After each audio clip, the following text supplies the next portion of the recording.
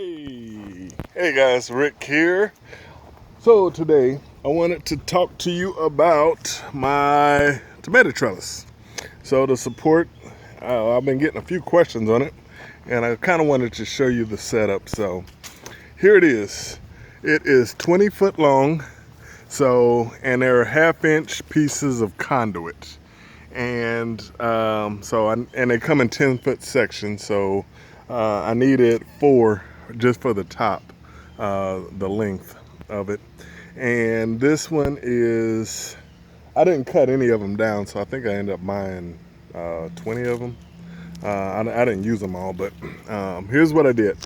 First and foremost, on the corners, I have 1/2 inch rebar.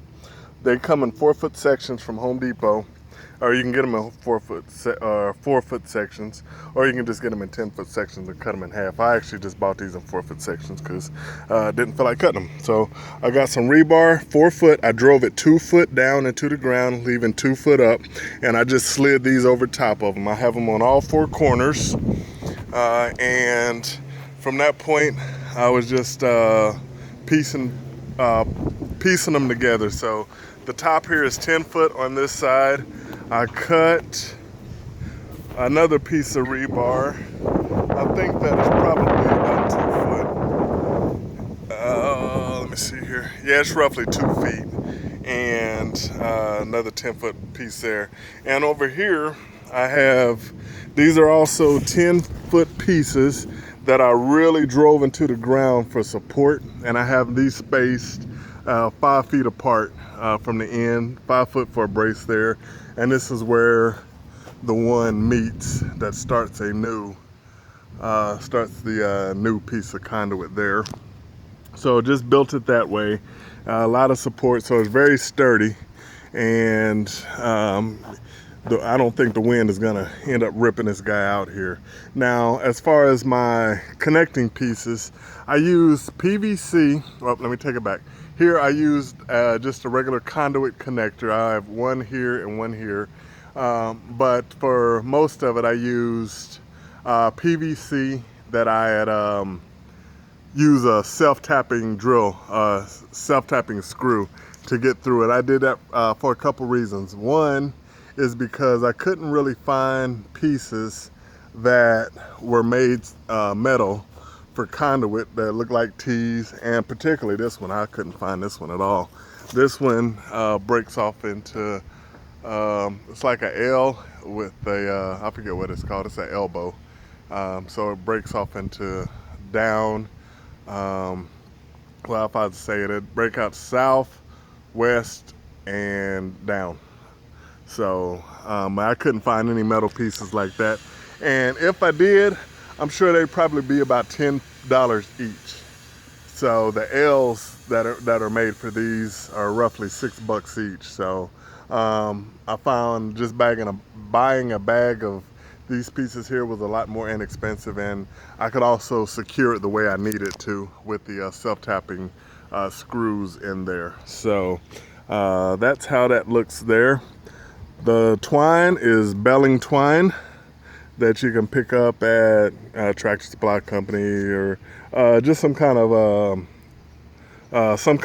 heavy-duty twine that will hold these plants as they grow. So I have 24 plants in this box, and because I have this on a string trellis now, my plants are about 18 inches apart, give or take an inch or two. And what I'm doing is just cutting off all the suckers as they grow. So cut a sucker there. Anywhere you see an elbow, chances are there was a sucker growing in there. So I don't know what that is, but I'll cut that off. And just keeping them trimmed. So all the suckers are cut off of them except one. And I'm keeping that one just because I have one plant. This is the other one, and it ended up dying on me. So everything is spaced 18 inches apart. And if you notice, I actually have my twine at an angle. So it's sitting probably about 8 inches from the top over to here, and about 8 inches from there to the middle. Reason I did that was to free up some room so I can plant some more stuff. So on the edge of the bed here, I have some lettuce and some bush beans. So just some stuff that doesn't grow very tall, and I can just pick it, and it grows pretty quick. Lettuce is one of the fast things, and I'll probably grow, once I pick the lettuce, I'll probably plant like some radish or something in there. So that's why I have that at an angle. So this plant is really just sitting almost in the middle of the bed, and this one here, these row of plants are sitting probably about 4 inches from the edge here, and that just leaves it space. So just something I kind of came up with to utilize space, even though I have a decent sized garden, 1,000 square feet. You know, I always like to utilize space where I can, and be very cost, let me see here, cost conservative, if you will. So I think it cost me about $40 to build this whole thing, including with all materials, the screws, the connectors, and the PVC. A 1/2-inch PVC is about $1.90, I believe it was.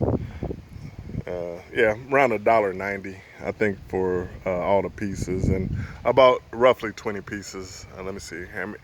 We have 1, 2, 3, 4, 5, 6, 7, 8, 9, 10, 11, 12, 13, 14, 15. So there's 15 pieces, what it took to build a 20-foot by 2-foot wide support trellis there. So that's pretty much it on there. So I'm using, I bought some tomato clips for my tomatoes. Getting in a little closer. So I just picked these up off Amazon. You can get them out packs of 100. So about a couple hundred packs of these, and just using them as they climb.